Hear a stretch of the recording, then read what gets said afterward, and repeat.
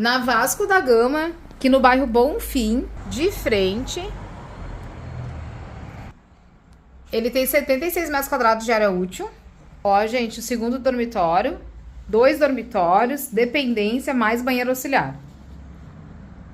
O outro ângulo do dormitório, o condomínio tá na faixa de R$450. O banheiro é na Vasco da Gama, quase esquina com a Fernandes Vieira. É todo um parquê, ó. As plantinhas ali. A sala com lareira, tá, gente? Pro inverno.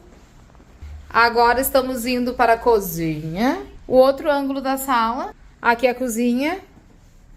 Com área de serviço separadinha. A dependência. Mais um banheiro auxiliar.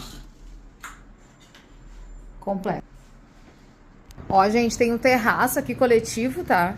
Com as plantinhas. Com churrasqueira pro teu churrasquinho de domingo.